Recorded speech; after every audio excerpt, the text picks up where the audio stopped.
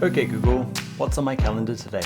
Today you're recording. It's the third episode of the Bring Your Own Laptop show. This one is how to choose logo colors. Okay Google, what's the weather today? You live in Ireland, so grey, with a 100% chance of everything being wet. And please, don't wear the rainbow glasses. They're so bad. And if you're going to be giving yourself lockdown haircuts, you might want to consider wearing a hat. Just saying. You're so mean. Alright, so today I'll be showing you my way of choosing colors for a logo. And because Google's not the boss of me, it'll be yellow glasses. Aha! Alright, first thing is though, let me show you what we get up to today. Alright, so this is where we end up at the end of this video today. My personal goal starting off here is to kind of get to a place where I've got maybe 2 or 3 colors. I ended up with 4 that I felt were connected to the brief and to the client and to the customer. Alright, let's go. Alright, let's start with the meaning of color, like the psychology of color, the theory of color, the meaning, how it makes us feel. Because I feel like this should be like the silver bullet, right? We should be able to just go down the list and go, all right, need trustworthiness, great, make it blue and job done.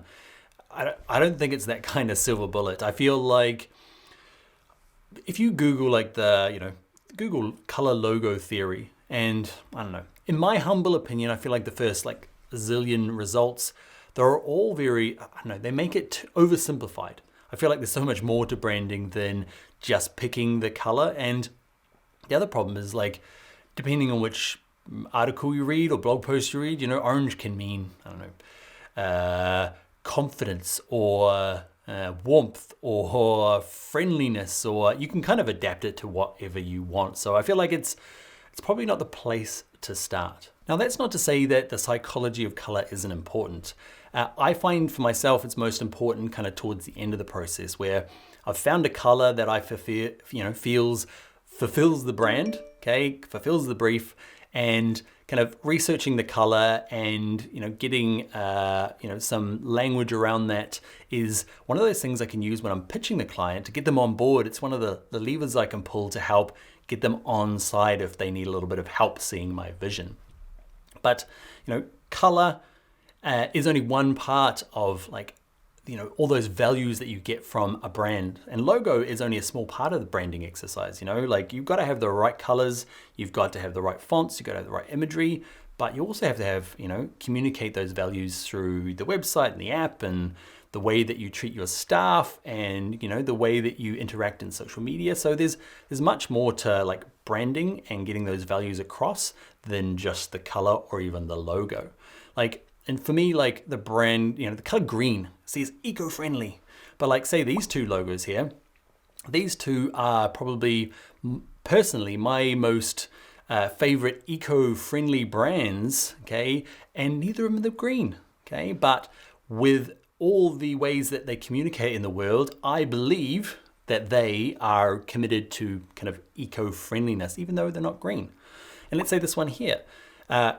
Nobody's confused that they're not spending 100% of their time, hugging trees every day, even though it's green. Okay, I'm sure there was a big meeting. We need to be more eco-friendly, and I'm sure it was like, what color? Green's eco-friendly. Done. What's more eco-friendly than green? Flowers. Do you think anybody will still know that we pump dead dinosaurs out of the ground? No? All right, let's do it then. Sure, there are stereotypical colors. Nobody wants black toothpaste. And no matter how much I tried to explain to my friends that my dirt bike, this one, was nuclear red, I was the dude with the pink motorbike. Clients come with their own color theory baggage as well, and that can be hard to shift, even with the best strategic design pitch that you may have. Let's say like lawn care. If you've got a client who works in lawn care, there is absolutely no way that their logo is not going to be green. Go ahead, try it. Go and look at Google Images and type in lawn care logo. They're all green. It's like Where's Waldo or Where's Wally. Did you know there was 2?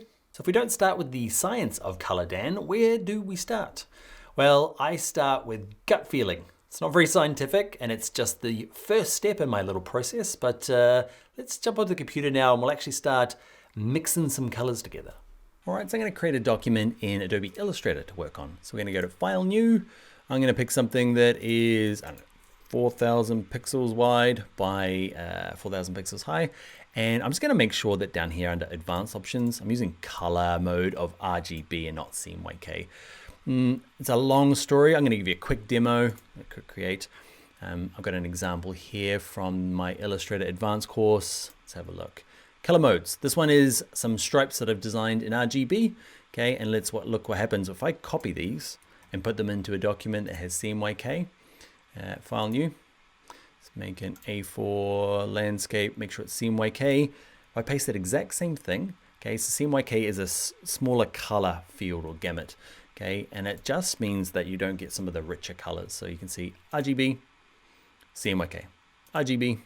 Okay, so when you are dealing with color at this stage, you might have to, there's a lot to RGB and CMYK, but know that if you are just picking defaults in Illustrator, you might end up kind of cropping down your color options unknowingly. All right, just quickly on review, I think I was a little light and breezy there with the whole CMYK, RGB, print, color modes, spot color explanation there. So I do go into a lot more color detail in other videos. I'll leave links to those in the description. And for the people that do have experience in, in color in your industry, let us know in the comments what industry you're in and the things that you wish you knew about color before you got started, the things that caught you out when you were new, and let's help the other new people in design. Sharing is caring. And check that out. Look at that face. I pause my videos at all the best places. It's definitely, I don't know. I'm thinking blue steel. Blue steel? Blue steel. Okay, so let's close those down. So the logo we're going to be colorizing is going to be this one. These are the three that I kind of ended up choosing in the last video. If you haven't seen that video in the series, okay, the previous videos where we got to this stage, I'll leave a little card up here in the corner. Go check those out, but this is kind of where we've ended up. It was these three. This is the one that I liked the most. And to be honest though, I've ended up changing a tiny bit. After I've slept on it, I'm like, I love the outline, but I know it's going to cause me trouble. And that's where this mock-up kind of expressed it. Like I mocked up the three different logos, and here it is here. It washes out when it's quite thin. You can see on the bag here, you can see everywhere. It is cool, but I know it's going to be practically a bit of a pain for both me as a designer and for the bike shop to actually implement. So I'm going to kind of change it to a solid. It'll be a different color, but a solid color. You can see it washing out there. So that's what I've decided to do, my executive decision. So this is the logo that I'm going to start working on color options for. So I'm going to start, we're going to go through little stages. So I'll mark up gut feeling. I'll speed this up. So I'm going to drag out a couple of copies, holding down the Option key and Shift on a Mac, and that's Alt Shift on a PC, and then Command D a few times to get a couple of options. We're not going to get too far. Let's say, I don't know, 5 of them. I'm going to leave this top one kind of black and white. I'm going to work through some colors, and this is literally just going through and clicking on the Properties Appearance panel and going, ooh, like, where do these gut colors come from? I'm like, I want red as one of the options, mainly because it appeared early on in my mind map. Let's have a look. Here it is. I circled it. It was red. It was just kind of the colors that came out of this mind map. So when I say gut feel, it's going to be a mixture of things that you've thought out through your mind maps, competitor analysis. I don't want you to go checking those yet. I just want you to get the stuff that feels right to you out. And what will happen is when you're brand new, you're going to have terrible gut feel. But when you get a bit more experience, gut feel becomes, it's not this like magic. It's more like what worked in previous jobs with similar clients, what you've kind of discovered through your competitor analysis. So not so much gut and more kind of, I don't know, magic intuition learned over time. All right, so red, I know blue's gonna work. I feel like blue's, I've got this instinct, these spidey senses that blue's gonna be the one to work in general at the end. Okay, so I'm just picking the swatches that are in here. Now the trouble with the swatches here in something like Illustrator or any program, the kind of predefined ones, is they're pretty blunt instruments. Like that red's okay, but that blue maybe is not speaking to me. So we're gonna do some adjustments. You'll notice that I'm using kind of, I'm gonna select this, just clicking on it once, grab my eyedropper tool and select the color so I match them perfectly. Okay, but I want to go into here and I actually want to get away from these swatches, you can use this little icon here, the mixer, and you're probably all used to the RGB mixer and how bad it is. You know, okay, I want to make this a little bit more something, but you've got these kind of strange, you know, sliders. I've got to kind of go up a little bit, this one and this one, or I just smash away down the bottom here, which works. Okay, I really like, as my pro tip for you, is see this little flyout option? Okay, go to the one that says HSB. It's the same colors as RGB, it's just organized a bit differently. And I can use the hue slider at the top. Okay, and once I get it kind of close, it can be a little bit more less click happy down the bottom here. Get somewhere close, and then I can play with the saturation, okay, of the color, and then how bright it is. I find this is just a nicer way of working. So I'm just trying to find a color that I feel works good from intuition, from my stomach. I'm thinking probably something a bit darker, like this is gonna work for me. Okay, click this, eye for the eyedropper tool, and go there. And the other color I'm gonna pick is the color I pick for every job and anything I do, kind of in this minty green, okay? Then do some adjustments down here. Needs to be a little more readable. If you've done any of my courses, basically every second tutorial is using this green when I say pick any color you like, as long as this is kind of like minty green. All right, so those are my gut feels. I feel like somewhere in here, and like when I was younger, this is where I'd stop and kind of like, here you go. Actually, I'd probably just do green and fingers crossed. I'd have no real leg to stand on when it came to like, why did you pick green, Dan? I'm like, oh, it's pretty. Okay, we need a little bit more than just pretty. So, homework time. If you are playing along with this series, I want your homework to be pick your own gut feeling. Okay, 3 to 5 colors, just from what you feel might work. Okay, I don't want you to go and look for inspiration or check anything. Just do what feels good and we'll move on to the next step. All right, so let's now talk about how to use competitors to pick your color. So this is a competitor analysis that I did in the first episode. Go check that out. And you can see here, there's a couple of things that you can see clearly have influenced my gut feel. Okay, there's a lot of red going on. Okay, and this is a small sample size. Okay, but I feel like we've got a good cross section. There's a bit of blue, a lot of red, and there's a lot of like black, just kind of straight up mono color. Okay, so I'm going to take that into consideration for this next bit. So let me jump to the big camera and I'll show you a couple of ways of using competitors to help define your color. So I think there's like 2 ways that you can use your competitors to help identify a color. Okay, so there is owning your color and then borrowing a color. Let's start with what it is to own your color. So what I mean by owning a color is when, like, it's going to apply to different industries, but let's say that, you're in we did gas earlier with BP, they've got a very specific color, okay? And the competitors all have their special colors, okay? If you're going to start a new petrol company or a gas station or, I don't know, filling station, whatever you want to call it, you're not going to pick a color of a competitor because there's this ownership. We own green, you own yellow and red, like there's, you're blue, there's these kind of like, ownership that goes around with them. So there's some industries that don't care. Like if you've got like a beer brand, there are some colors that are going along, but everyone's in a similar sort of color space. They're in brown and greens. A coffee shop is not going to have a definitive color to separate them all out. A university is going to be like the academic side of the university. It's all going to be all about the kind of monogram, roundel, cresty looking thing with some serifed fonts, okay? No color differentiation. But as soon as you get into like the university sports teams, okay, then there's really, like you are this color and we are this color and we own this color, you can't touch it. Don't be turning up with the same color, okay? Because we can't play against each other because we all look the same. But it gets quite, there is a specific color separating those ones.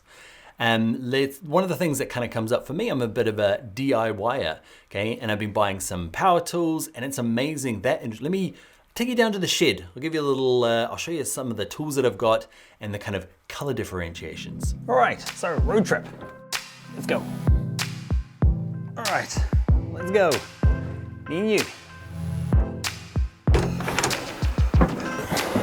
All right, so power tool companies, they definitely own their kind of like color spaces. This is my first tool. It is, I decided that I was a green and gray man. The brand spoke to me. It said, I am a responsible, thoughtful tool buyer. And I've got a bunch of these tools, okay? And they were great. Not particularly well made, it turns out, but okay, this is the color and this is the brand that spoke to me. Okay, then my dad came over. He flew from New Zealand to Ireland. He knew I was a green-gray guy. And guess what he packed in his luggage? He packed some teal, okay? Another color that is, for me, the kind of like the actual working man's, the person doing the job who needs proper tools color. This means business. And after a while, I realized, you know, green grays, they don't last long enough and I'm using them quite a bit. And I'm not a teal person. You know who I am? I'm a yellow man, okay? I switched to yellow tools because these, for me, felt like I'd made it as a DIY person. I'd made it from a newbie to an amateur with good tools and a little bit more money. I show you this not for, we get out of the office, but I want to explain to you how important sometimes, in some industries, how important color can be. And instead of being just a consumer of the branding, being a designer, you need to acknowledge what these colors mean and how they embody brands. So I got a few yellow tools, but then this happened. I know, black and green. What am I doing with black and green? It's amazing how important in this particular industry the different colors are. All right, road trip over, you back upstairs. There you are. Hey, so let's flesh out this idea of owning color. So I'm going to grab all of the competitors locally to my client that they told me about. Okay, so all right, so these are the 5 that they gave us. So I'm going to make some boxes. And what I'm going to do is I'm going to steal the color from them. So I'm going to select the box, use the eyedropper tool. Weird thing about Illustrator, if you try and use it on an image, it won't pick the color. You've got to double click the eyedropper tool, so just double click it and turn off appearance. Just turn that little tick off and then it will do awesome things like that. It'll steal the color. So I'm going to do that. All right, so those are our competitive colors. So let's say that, like, I know this particular strategy is not going to work for this particular brand, but we'll go through it because it will be for something you're working on. So I'm just going to go through and try and find a range of colors that, you know, can fit in this group. Okay, we can't use these. These are off limits. They're already owned. We need to find our own color to own.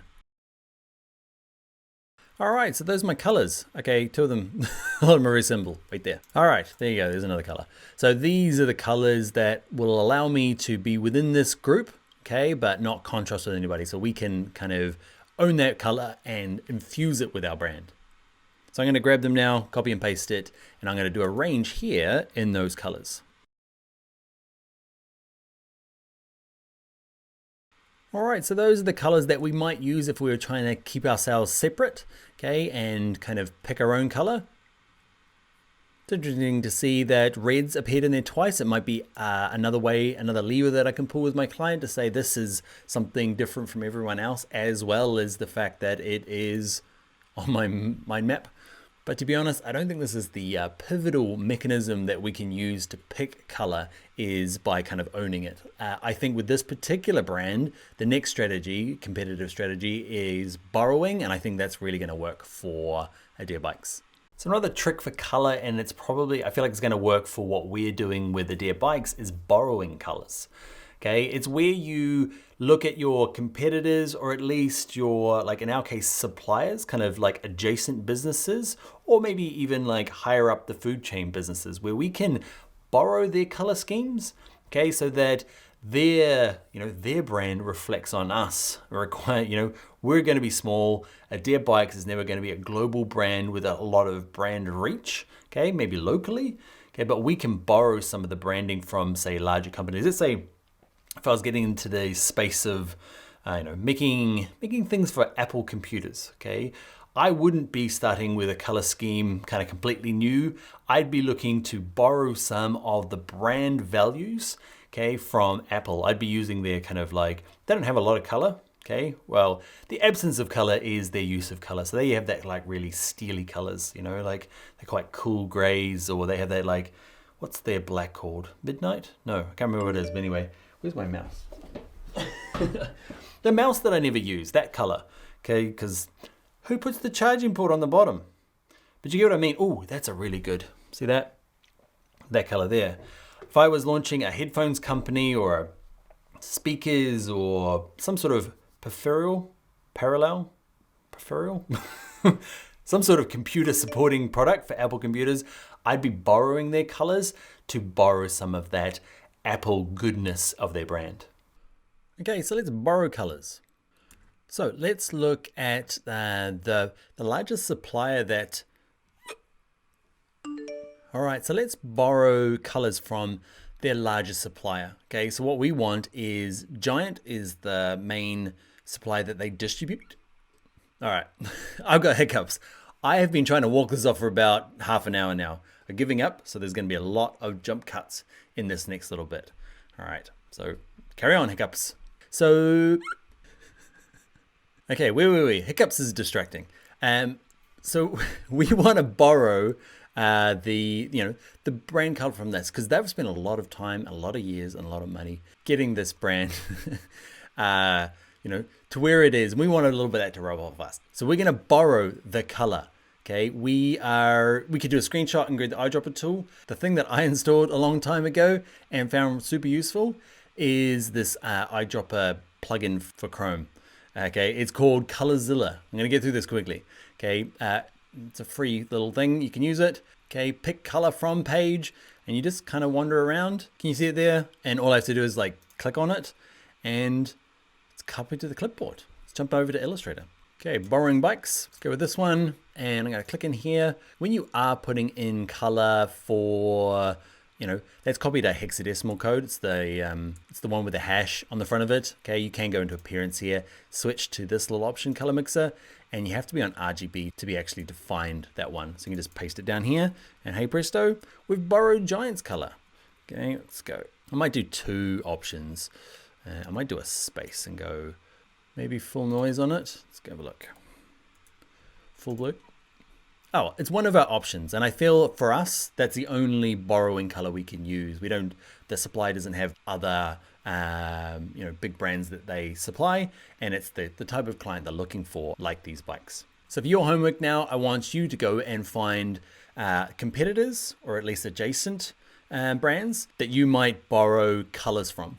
Okay, so go there, you might have 2 or 3, okay, and fill that in there, do a couple of different versions. And for me, we can't hack this. You can't hack the jump cuts.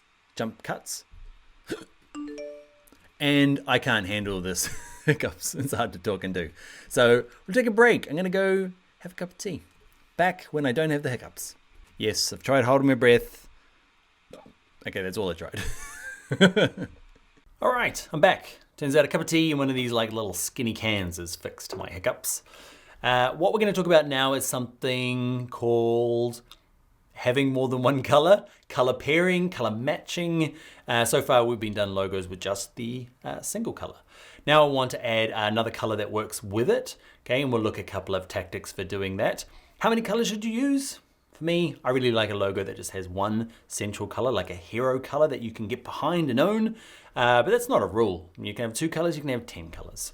But let's now go in, find a couple of color examples that we like so far of the ones we've already done, and then see if we can pick a complementary color, or at least a color that works with it. And I'll show you a couple of techniques for doing that now. All right, so first up, I'm gonna pick a couple of ones that I like so far that we've gotten here. For me, I'm probably most excited by the borrowing. Okay, I think it's gonna be really, not easy sell, but I feel like they will resonate with matching some of their suppliers. Okay, but I think we can do something with maybe a different blue as well, like something kind of lighter. It's in the same zone, but maybe not a direct replacement. And probably I do like the darker red of these ones. It was in my kind of original mind map, and I feel like they're a conservative lot, my kind of clients. So I feel like we're gonna have to have probably a couple of conservatives and a couple of a little bit out there ones to see if I can help them along into it. It's not to say one's right over the other, but looking at the camera that you are. That's my reasoning behind picking these 3. I don't feel like I'm there yet. Okay, I need to explore more, and that's, I guess, what we're gonna do now. what we're going to do is then extend out this one with a couple of options, and then we'll extend out this one with a couple of options just to kind of, yeah, go down the path of color. So this first one here, I'm going to move along, and I'm going to try and, actually, I don't need to, I've got the original there. Let's adjust this one first, and like doing it without any help. Okay, I'm going to show you some ways of getting some help. I'm going to keep this as the central color and have a color that kind of works with it. And I'm just going to click on this, click on my appearance, and go to my little color swatch mixer thing, switch to HSB just because I prefer that. Okay, crank out the saturation and brightness, and then kind of work my way through this. And just, you can either click in here, it's up to you. It might be a random click fest. Okay, instantly I'm kind of thinking something in this orangey browny space. I'm not sure what it is yet, but that's kind of what I want to do for a secondary color. Even though you don't get it perfect, just kind of move on to the next one and move on to the next one, just so you can, I guess, get a few of them out of your head onto there. And what you might find is, I know I pick one color and I've got a good complementary color or a good color that works with it, and then that's it. I'm like, what else? And then I just start clicking things and they don't really work. So I'm going to show you how to do a little bit more scientific color pairing. The color wheel. Hey, this couldn't be a color video without the color wheel. Now, the thing is with a color wheel, don't get too hung up on the science of the color wheel. It's a useful tool as a designer, and you should probably learn the words like, monochromatic, I skipped that word, analogous. But things that you'll use quite a bit, like complementary, split complementary, compound, you will have to kind of have that in your vocabulary, but don't worry too much about like how far and degrees and stuff. People can get a little caught up on that. I'm going to show you how I use it. Okay, so go to color.adobe.com. You don't need a paid Adobe license to use this color wheel. You don't have to use this particular color wheel. They all work the same. Okay, but I've signed into this with my Adobe ID because it has some perks. Okay, and what you want to do is, let's go back into Illustrator or whatever program you're using. I'm going to make another version of this because I want to find a color that works with this blue. So I'm going to find what that blue is. I've got it selected. Here it is here. Working with this particular color wheel, it's really great to use the hexadecimal codes rather than trying to type in the RGB. So if I go back to RGB in my little flyout here, see this little code here? That's the guy I want. Okay, so that represents RGB in a kind of more web format. So what we're going to do is set our base color. So the one that has a little arrow is the base color. Doesn't matter which one you set to start with, but I'm going to set this middle one, paste it in there. Often it has to have a hash in front of it. Okay, so if you see a hash, some programs need the hash, some people don't. Okay, so I'm going to hit enter on that. So let's pick my blue, and now I'm going to work through all these different options. Okay, and it's just helpful ways of, instead of you trying to work out across the color wheel where it is, you've got some kind of predefined ones. So you set that as your base color. You can set anyone as your base color. That might be your base. That might be your base. Put my color back in. Okay, and what I'm going to do now is, for me personally, I find I start kind of complementary downwards, monochromatic and triad. I feel like I get into some really manky colors. Now, there's not a reason why you can't use these ones. You might be like, that's it, nailed it. Okay, but for me personally, I find complementary down are where I find my uses. So I'm going to do that. Look, complementary, and let's go. What should we do? Complementary to this one is this one. Oh, do I like it? Let's give it a go. So let's copy it. Okay, and I'm going to paste it into this version. So it's not far off my brown that I picked before. How far off is it? So close. I didn't like it over here. It's funny seeing it in different, it's like when you buy one of those testers for your wall from the hardware store. And you're like, oh, that looks good. And you buy liters and liters of it, or gallons and gallons of it, wherever you are, and then you put it on the wall and it looks terrible. My hallway has suffered from that, and it was too hard to paint, so it's staying that color. So yeah, it's a way of kind of getting out of finding colors that match in a more scientific-ish way. There's still a bit of, designer critique involved, and I'm at the same time learning complementary, the word complementary, so I can see that it's, it's completely on the opposite side of the color wheel. Okay. Let's have a look at split complementary. I find it's a good place to start. My best colors come from here. Ooh, do I like this? Let's grab it. Let's get it in there. Let's make another duplicate. Okay, this one here. still, your logo is going to be different, okay, of which bits you're going to be able to put in and do. Oh, I'm not sure I like that as a, maybe it would work as, actually, let's do it for both of them and put the space back in. Okay, yep, I'm liking it. Let's do another one. Let's have a little look. Again, it's not to find the perfect color now. It's good to get just loads of them down on the page really quickly. You know, this video is going to take, I don't know, I'm going to guess it's going to take 40 minutes, but to watch at least. But, you know, I can go through this color procedure pretty quickly on my own. Let's have a little look at another one. Double split complementary. Square, compound. You just can get an idea of when they say compound, they mean this, okay? A little bit left and down, and this, just get an idea of the structure of what compound means. Let's have a look at, one of the other things you might do as well is in here, say you split complementary, well, say complementary is working, but you're like, man, everything's too dark. What you can do is grab any of these guys. You can see the one, the little chisel on it is our kind of base color. You can just drag it in, move it around, okay? So I want to keep that color, so I just want to maybe bring it in a little bit so everything's not so dark, okay? Bring the brightness up a bit, okay? Oh no, that's the saturation. Anyway, you can jiggle it around. And now how do you get these colors in there? Another little trick for Adobe users is, can you see, because I'm logged in, okay, I can go to here and I can say, actually, let's create a new library, and I'm going to call this one Adair Bikes, okay? And I can say, actually, grab all 4 of these, actually find, okay, and let's say we do pick split complementary, and we like this group, okay? What we can do is give it a name. I'm going to call mine Adair 1. Okay, and I'm just going to click save. And what you'll notice in Illustrator is I should now come into here, go into my libraries, find Adair Bikes. There it is there. And there's my colors. So I can go maybe going to be, we're going 3 color. Let's do it, people. Whoa! Kind of like it. I'm going to work through these other ones in Speedy. Like there is Speedy version. I'm just going to go back and forth between here, clicking through these, finding ones, standing back, going close, copying and pasting, see what I like. That's my technique, and I will see you in a second.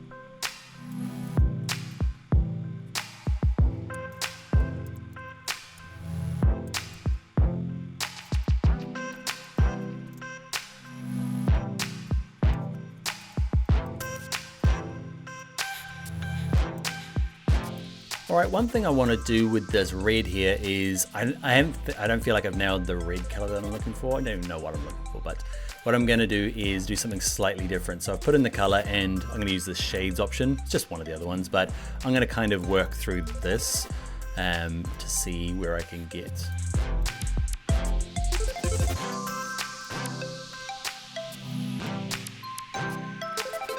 Oh, I think I made some nuclear red. All right, so those are my finished guys. I want you to do the same. Pick a couple, okay, 2, 3, 4 of colors that you like from this original pack, okay, and then kind of blend them out with 2 colors. And yeah, use the color wheel in color.adobe.com or in the program that you're using to make your colors. And yeah, do that homework, and I'll see you for the next little step. All right, the next step for doing kind of our 2 color is let's reverse it out. At the moment we've been doing, yes, that's how we spell color here. People correct me on my spelling all the time, which is very important because I'm a terrible speller, but we got lots of U's where I'm from, so ignore the U's. So this is going to be like on white. Okay, so this is a logo, traditionally kind of how it's done, but it can be really useful and quite nice to see a version kind of reversed out.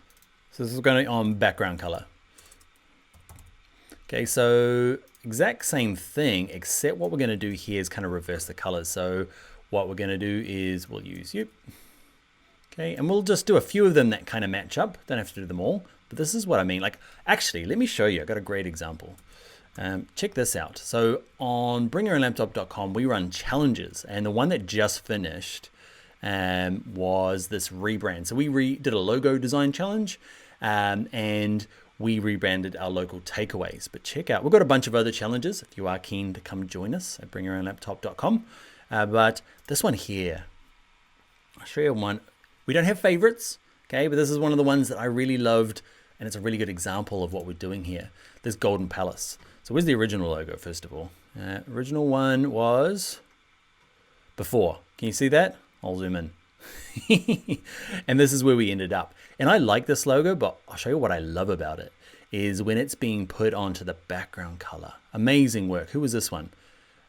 Nicholas. Love this one. Can you see here? Oh, that's the one that got me. I was like, there it is. Nuclear red. That kind of reversed out. That's what got me with that logo. And that logo sure can be used on its own, but man, I really love it when it's on that kind of background color. And that's, and depending on your client and their industry, this might be a perfect way of doing it. So that's what we'll do now. Let's jump back to Illustrator. So that's what I'm going to do. I'm going to see what these look like on a background. So I'm going to draw one, send it to the back, and I'm just going to make a couple of versions of this. Tappity tap. Okay, and what I'll do is I'll make this that color. I'm using the eyedropper tool again. Okay, and I'll make these all that color. There we go. Just to see what that does. And whether they work or not. I'm not sure that one works, but I'm going to do a couple of those. Remember, Command D is to repeat the thing you just did. Super handy in Illustrator. So again, I'm going to go U, R, this one, and I'm going to work my way through. Just, yeah, there's not going to be anything scientific about it. I'm just going to see what the different colors, maybe even switch them around. So maybe the background is that color, and then what does it look like when, I want to say peanut satay. Okay, there, and I'm just going to work through a few of them in speed mode, and I'll see you at the end, and we'll see if there's anything that we like. You see there, I'm not actually converting them all perfectly. I'm just kind of jumping around going, oh, I wish there would be a lighter blue, and that wasn't light enough, and I just stole it from there. So there's no absolute rules about what we're doing. We're experimenting.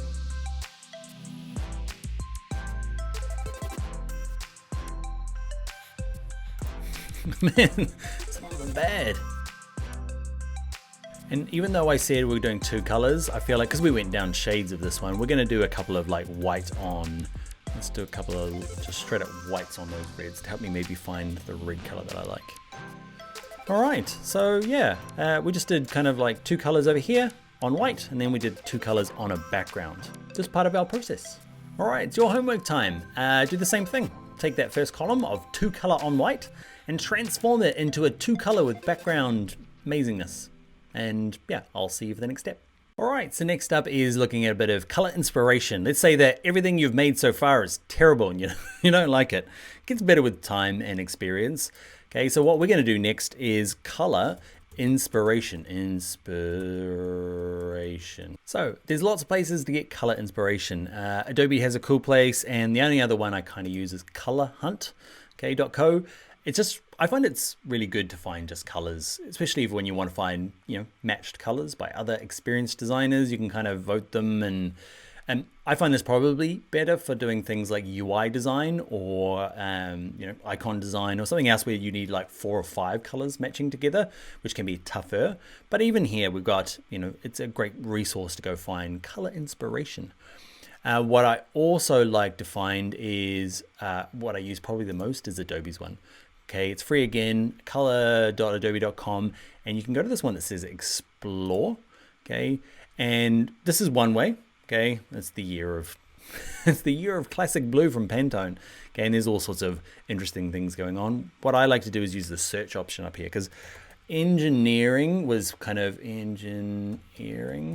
one of my buzzwords from my kind of mood board originally on, and yeah, it's not gonna match it perfectly, but it's gonna be nice to kind of start to, I don't know, get out of your comfort zone of colors and start going, all right, you know what?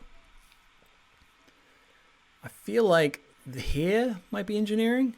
Maybe this might be engineering. Okay, and once you've, maybe here. Okay, once you find one, you can download it. No, I'm gonna add it to my library that I made earlier. You can just click it, and I've added it to my Idea Bikes library. And hopefully it'll just appear in here. Okay, and we can start with, let's bring these guys across, my color inspiration. Okay, libraries, there it is there. It's called Train in the Rain. And I'm gonna use 2 colors from it. that's a way to kind of maybe get out of your, out of your funk if you haven't got like a process for colors or your process is broken and it's not coming through something that inspires you. You might just spend some time going through. The trouble with color inspiration is that it's not tied to the brand very well, and it's very hard to kind of work it back into to sell it to the client, but sometimes it is nice to just kind of see what could be. The other thing for color.adobe is trends. Actually, I have no idea where they've moved it. I know where it is in Illustrator though. Okay, so in Illustrator window, let's go to color themes. But this little nice thing is pretty handy. So I can go to explore in this one. Okay, and what it is a bunch of other designers have made 5 color swatches like Color Hunt, but it's kind of built into Illustrator, which is handy. Okay, so Adobe Color Themes, you saw it in there. Okay, and it just means I can go, oh, maybe these two.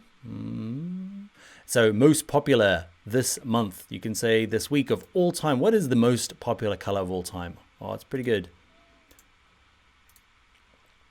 Too dark. Okay, it might be a way of just exploring colors that you might not have delved into before. So color inspiration, go check out Color Hunt or color.adobe.com and try and find where they've put color themes, or just use the little panel inside of Illustrator. I'm going to pick a few more based on absolute no science or connected to the brand, just stuff that I like the look of, and just so I've got a few extras. See you in a sec. All right, so you do the same.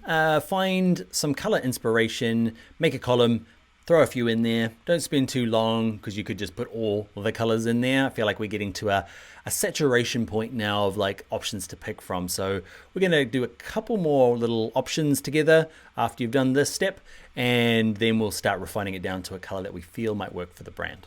All right, hands up who is sick of picking colors? Me. I feel like we've got enough now to move on. And like, if you find, like, if you're thinking, does he use that every single one of those like techniques as he works through? It depends. It depends on whether I feel like I've got, sometimes I strike gold early on and I feel like it's defendable, amazing for the brand. I know the client's gonna like it and I don't go too far over. But there are lots of times where I'm just like, man, I'm going around in circles for color options. So I'll try each of them. So for you, go through and decide, of the different steps we've gone through, find which ones that you really enjoy and kind of pick those out and add them to your kind of process. So the next color is non-color. We're going to look at using black and white and how black and white is not as black and white as it sounds. Okay, we're going to look at some of the versions of black. Soot black, what's a rich black? Is there a warm black? A cool black? Let's mix those together in Illustrator now. Just before we actually mix them, I want to give you a good example. So you couldn't hear me. I was talking for ages. Nobody said anything. My microphone was all the way over there. All right, I'll start again, before we get into the, discussing how to mix the blacks, I wanted to show you this example again because I just kind of crossed my path again. And see this one here? Okay, with this, it's kind of black. It's a matte black. It's I don't know, a charcoal black. So not all blacks are created equal. Another really cool entry into this challenge was, whose was it? Darren Dykes. Okay, this final resolution I love. Okay, this carbon. The black there is what I'd call a soot black. That kind of, the black you get from your laser printer when it stops working very well. That kind of sooty black. And if you remember, go and check out this example. Okay, he's got some really cool workings in here with his drawings and his Illustrator kind of where he got to, and a really nice final version, and helps me explain mixing these various blacks. Let's jump into Illustrator and mix them up. All right, so let's start another column and let's look at black.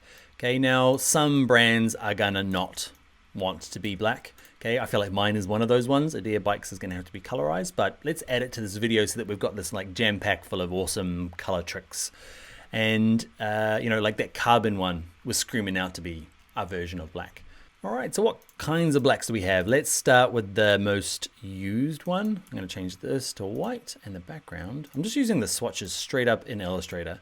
Okay, and what you'll probably find is with most design programs, they will not just print, they'll print what's called a rich black. So if I click on this, I click on fill, I'm on my little RGB sliders. It is like full red, even though it says 0. What it's saying is I'm using all the red I've got, all the green I've got, and all the blue I've got to produce this color. And it's quite a dense, rich black. If you printed this off, okay, onto your printer, it's gonna try and use all the colors that your printer has got. okay, to make this black, and it's going to look very dense, and it's going to make your it's going to make your page all kind of wrinkly because it's so wet. Okay, so that's called a rich black, full of it all, very dense, very strong. Okay, and it's kind of like the generic black online. So let's look at doing another one. Let's mix up our soot black, and basically I like to use the HSB again and just make sure the saturation's right down, okay, and kind of just bump this up a little bit so there's no kind of hints of color coming through. And it's going to be a little bit hard to show through the video, but you know, on its own, it's funny, it'll look like black. Can you see? Looks like black. Put it with a rich black and it looks gray. So that's going to be our soot black. Let's look at another one. Let's do a warm black. So that's selected, back into here. I'm going to use my hue saturation brightness sliders again. I am going to move the saturation up somewhere and brightness up a tiny bit, because what I want to do is find the hue, and we want a warm color in the yellowy reddy kind of zone. Okay, and let's go way too far because it's going to be that if it's bright. Okay, so I'm going to find the saturation down a bit further and then move this brightness down until it's black, but it's got a kind of a chocolatey warm feel. And it's the same for a cool black. Okay, and so look, let's do one that's more of a midnight blue. It depends on the brand, right? That carbon one couldn't be this warm blue. It needs to be, I felt like that soot blue, that sooty kind of color was great. And it could be a mixture of both. Okay, it could be just like lowered down with just a hint of blue or the hint of kind of warmness. Let's do the cold black. Okay, so like a midnight blue. So again, just moving this hue slider, watching down this end and just going, okay, I want to get to where the blues are at. I might bump up the saturation for a second. That's blues. How much blue? I'm going to play around with the saturation. Oh, I'm liking it. There you go there. I'm not even sure that's a midnight blue perfect, but problems with dealing with blacks like this and being very particular about it. Let's say I do get sold on this midnight blue. I'm like, oh, it's going to be great. It's going to be very hard to reproduce, okay? Because you might send it in an email to your client and they're going to open it and they're in some 10-year-old Windows 95, and it's going to look like almost purple, okay? Because PCs back then did this crazy over blue stuff. And if you send it to a Mac that was a very old Mac, okay, they overdid the saturation loads because they just did, okay, and monitor technology. So this is going to be a really hard one. You have to be, like, if I went to this with my clients now and said, hey, we've got this color, we're going to have all these specialty inks that we're going to have to use, okay, Pantone inks, pre-mixed. It's going to be very expensive, but look at this blue. They're going to go, look at this black. They're like, just black. Not going to care. So it's, but I'll have some clients that will love the differences in these colors and are prepared to pay for it, so be careful picking blacks. What I might do is just kind of go through some grayscales as well, just kind of getting them from being very close to black to just some straight up grayscales. Let's have a look.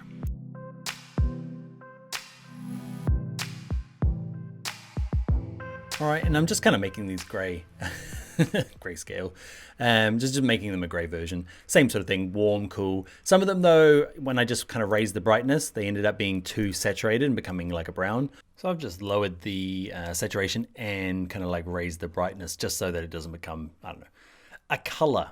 And it's more just like a hint of color inside of gray. All right, so it's your homework time. Create a column. Play with some of the blacks that we did here. There's plenty more, like we haven't covered them all. If you've ever gone down the rabbit hole of blacks before at, like, say, your hardware store, you've gone to one of those like little paint swatches and you realize there's ebony and onyx and, raven. I think there's even a crow. Like, there's all sorts of different kinds of blacks. Explore them here in a column. Do the same things with grays, and I'll see you in the next step.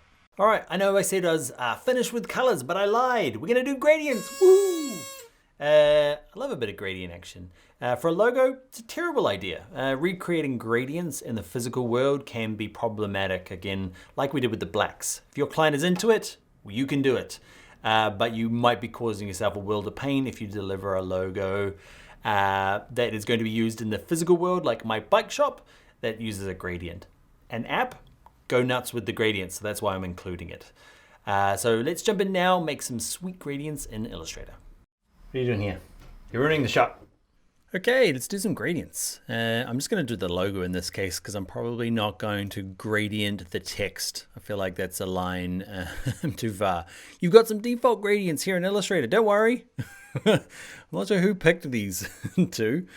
You've got black and white, obviously, and this one here, fade to invisible. Like, I don't know.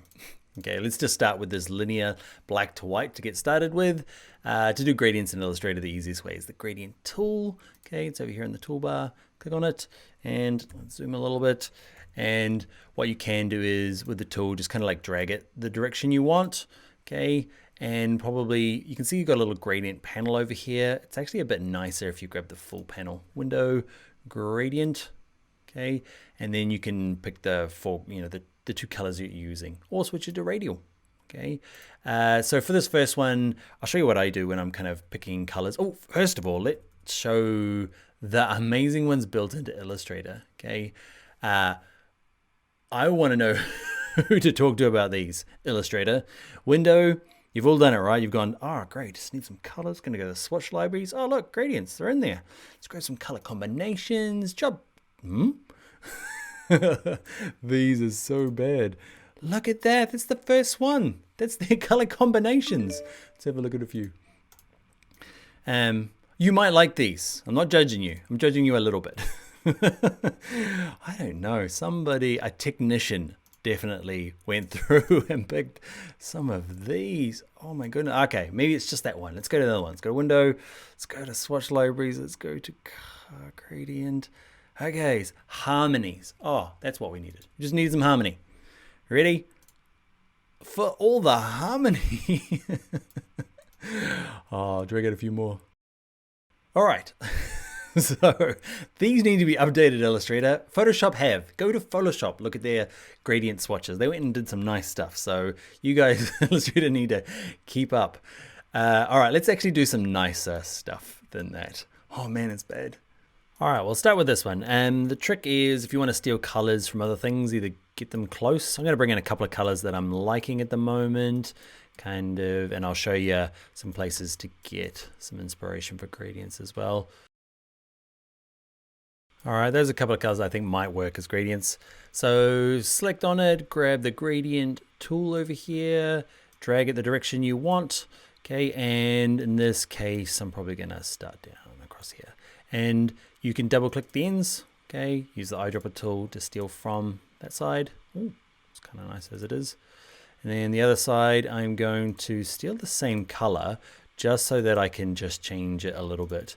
Okay, I'm going to go to my HSB sliders and just play around with maybe a tone. Do something simple like that. And there you go. My first little gradient.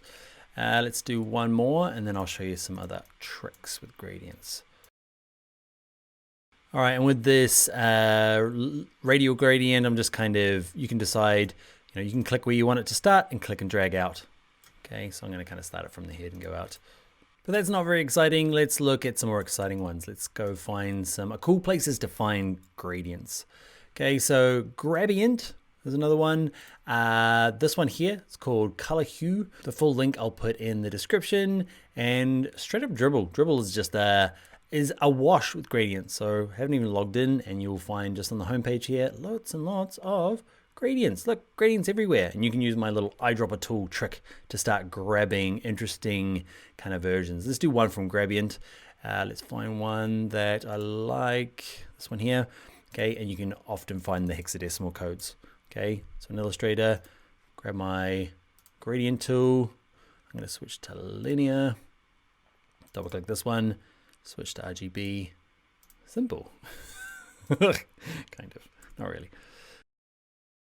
All right, there's my beautiful gradient. One last thing, let's do 3, and I want to show you one sweet trick you can do with gradients now. If you're old school Illustrator, you might know a gradient mesh. Okay, if you're new school, if you done one of my Adobe Illustrator courses, you'll know the freeform gradient. Let's find one of these ones that has 3 little dots. This one, it's not really the color I'm looking for, but it's an example. My favorite one anyway of this bunch. So I'm going to do that. Let's speed it up. Actually, I'm not speeding up anything. We're going to switch it. So linear, radial. What's this one at the end? Freeform gradients. It's magic. Watch this. Click the button. Something weird happens. just picks random swatches everywhere, but we will tame it. How we got here, I have no idea. But we've got loads too many. So I'm going to click that point, delete it. We'll keep, I've got 3. You can have as many as you like. And double click this one and say you are that color. Let's go back. Let's grab this one. Mine's quite an obvious 3-color one. Yours might be a lot more subtle. Okay, variants of the same, you know, slight hue shifts. That's pretty abrupt. But what's cool about it is you can see you've got 3 gradients and it's really easy to manipulate. You can decide, all right, this one's just like a little hint in the head. And then this one here is kind of quite dominant. Okay, and you can decide on, actually, this one needs to be more dominant. You can drag the edges of them. Okay, so yeah, you can do some nice stuff. What have I done? Okay, I've gone to, does anybody remember Hypercolor? Let me know in the comments if you are of a vintage where you know the coolest thing in the world for about a month was a Hypercolor t-shirt. Okay, it looks like that. Actually, for those who don't, let's check it out. You either lived through it or you had kids living through it, depending on how old you are. I lived through it. I think something in the 90s. But anyway, that's what you ended up with. Changed color as you heated up. So you just had, it could tell you where you had sweaty armpits. It was a weird thing. Anyway, we're not going to go too far into gradients. It's not working for my brand, but there you know how to apply them. You can do something extra special with maybe a freeform gradient, but that's enough for the moment. Let's move on. All right, so that is the end of my color exploration, at least. Now I've got to decide what color to pick. Okay, and what I'll do is I will go through, I'll record myself. I haven't picked them yet. Okay, so I've got a big kind of like Adobe Illustrator document full of colors, and I'm going to go through and record my kind of, my process of kind of eliminating them out. It's a bit of a thought process. You can't see inside my head, so I'm going to speak it out loud like a crazy person and just show you where I end up, because I think that's quite useful. People have commented on being able to see that part of it rather than just skipping to the end, so I'll do that. The other thing is, like this font exploration is, it does 2 things. It gets me out of my comfort zone, okay? Otherwise I would have just picked green and gray, like I'd pick for everything, okay? And, so not only getting, out of your comfort zone and finding new colors, but also, you probably heard it throughout this video that I have this kind of like chatter all the way through. I'm talking myself into different ideas. I'm like, oh, the client probably won't like that, and I'm probably ending up doing this. That's part of the process as well. Convincing myself of why maybe a color I found out earlier on, or the initial gut feeling one, okay, the color I think is gonna work is good because I've explored it. It doesn't take too long, okay, to go through the process, and I feel like I can really then defend, or at least be very articulate when I'm going to the client, like, no, I explored all these other options and this is where I feel works for you. And what you'll find is, it's not the color that I particularly like. That one in my head that I'm thinking is probably not the one I like, but it's definitely the one that works best for the client and their customers. So let me go through that. Actually, one thing I kind of showed you gradients at the end there, and I was kind of like, definitely can't do a gradient. And then I was kind of thinking on my break, it's like, maybe it could do. So what I did is I reached out to you guys on an Instagram story, okay, and asked your opinion, because a few of you are following the series, and yeah, can we use gradients for this client? So let me show you what I did here and show you the results that you guys come back with, because it's really interesting. All right, little pop quiz poll for you. For those of you following the Bring Your Laptop show, where we're doing the work with the Deer bikes, we're up to the color part. The question is, do you think I could start using gradients with this particular client? Yes or no? Or should we stick to singles? So, can I use gradients for what you know about this client? Yeah, I know. I was shocked too. I thought there'd be more of a 50-50 kind of a balance. That's what my initial gut feeling was. Some people are like straight in for it and some people aren't. The majority of people said yes, so that's gonna be something to think about. Now, if you don't have Instagram full of designers that you get to ask questions of, you can either be part of the community at bringyourownlaptop.com. There'll be a link for that in the description, okay? Or join us on our Facebook group. There'll be a link down there as well. If you're not following on Instagram, here it is here, and you can join in the conversation. So let's jump back in now to Illustrator, and I'll take you through my kind of decision-making madness. All right, so this is my kind of decision-making process. I'm going to try and unpack what I'm thinking. Normally I script a lot of, or at least I plan out a lot of this course so that I'm not waffling too much. But this one, I'm just going to waffle to see whether this ends up being valuable or not. One little tip when I am kind of like isolating myself, especially on Illustrator, type F key twice. Okay, and you end up in this like nice vast, you can still use Illustrator, it's just nice and clear. So what I'm looking for here is throughout this kind of like video series, remember this is the third of it, I've only just been working with one logo. What I'd normally do with a client is I'd have 3 to 5 kind of ready for them, depending on how many good ones I had to pitch. So I'm actually going to pick 3 to 5 colors so that I can use for other logos that I might pitch. Okay, there'll be one for this particular logo. I won't pitch 3 different colorways for one particular logo, but I am going to eventually have another few logos that I'm going to apply color to. So I'm going to cut it down to 3 or 5. Okay, first one is the borrowing one. These are very similar shades. I'm going to pull one that is actually legit straight from their supplier. Okay, and I like this kind of balance of black and white without the space in it. Oh, sorry, black and blue without the space in it. So that's going to be my first easy pick. You probably heard throughout the course, like I feel like that's the it's going to be the easy sell for the client. It's going to connect them with their audience pretty well. I feel like that's going to be a really good one. So it's a definite. Let's go for another couple. And it's definitely going to be one of the reds. I explored reds a bit down here.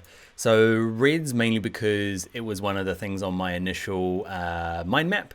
Okay, and I feel like it's pretty prominent in the cycle industry as well. And I feel like my clients are not looking to push the boundaries. They're looking to fit in, look professional. So I feel like one of these reds, and like they're not nuclear red I'd like to do. Okay, but it's not going to work for this particular client. So it's going to be something, probably not a really rich red as well. I'm looking for something a little bit more knocked back, just not trying too hard. This is what's going on in my head. Subdued red or fitting any red.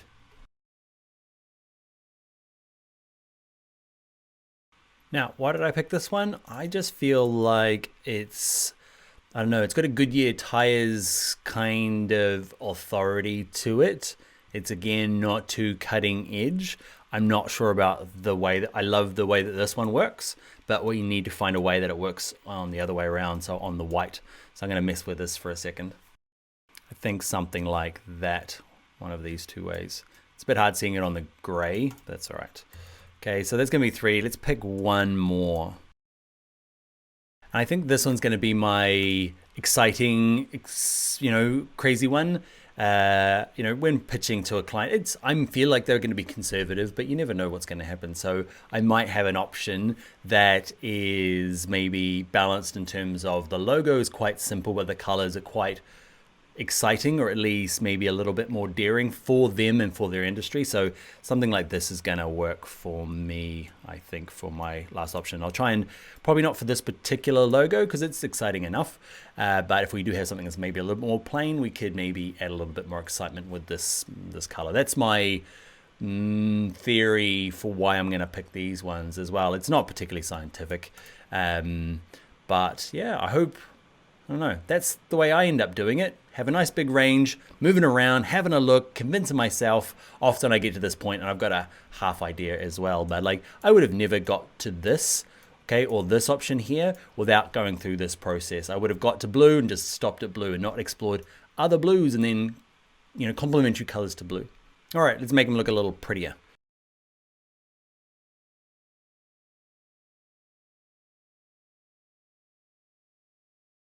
All right, so those are the finalists. Now, what do you think? Let me know in the comments, A, B, C, or D. What would you pick to take to the client? What would you be confident walking into and presenting to the client?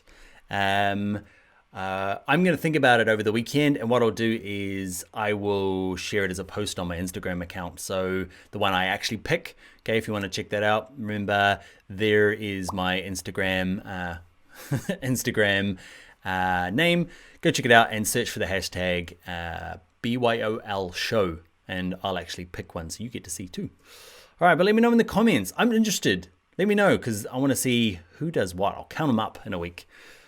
All right, let's get on to the last part. All right, it is time for the emotional, empowering ending to the video where I discuss all the ways that you can be the best designer that you can be by following these steps listed in this video.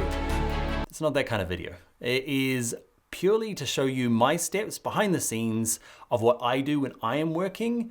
It's not the best way or the right way, it's just my way of doing things. And you know what I'm hoping is that you might go through this video, find some of it interesting, that you can pull out those little tricks and tips and use them in your own repertoire. Because how much can you trust a guy with blue hat, yellow shirt, yellow glasses with pink writing about color? Now this is going to be the last video in this series. Okay, this series was about logo design, and I know there's only 3 videos, not much of a series, but hey, these things are taking me really long to make. So what I'm going to do is take a little break now, and I'm not even sure what the next Bring Your Laptop show is going to be about. So because it's for you, so I'm going to take a break and I'm going to watch the comments of this video. So drop in the comments what you'd like to see me tackle, either big or small. If you see somebody's comment already in there, give it a like, and we'll use it like a kind of an upvoting system in the comments here. You'll also notice throughout this video series, I've been using Adobe Illustrator. If you haven't used it before, or you are reasonably advanced, but kind of maybe self-taught, this is the stuff we cover in my Illustrator Essentials and Illustrator Advanced course. So check those out, there'll be links in the description for those. All right, last things to cover, those glasses that talked to me at the beginning, they're actually real. Okay, the company's called VIEW, V-E-U. V-E-U's definitely not a word, V-U-E. It's in there fine, it just kind of gets a little bit mixed up on the way out. I'll leave a link in the description. They use this kind of like crazy bone conductive speaker thing that talk to you through the bones in your head. Kind of like the Google Glass without like that creepy camera. You might be thinking, why should I be listening to Susie? Susie Wild, she is a microbiologist in New Zealand and has like informed the country about how to deal with COVID, and COVID's done pretty well in New Zealand. So thank you, Susie Wilds. And the shirt here, Carol Green, she made it. Okay, I'll put a link to it if you want to buy one too. It's pretty cool. And how cool is this? I've seen you eyeing it up. This is from Fox and Velvet, Suman and Mark. They live in the UK. How beautiful is it? I'll leave a link to that in the description too. All right, so that's it for this exciting episode of the Bring Your Laptop show. I will see you in a future video. Thanks for watching. Haere rā.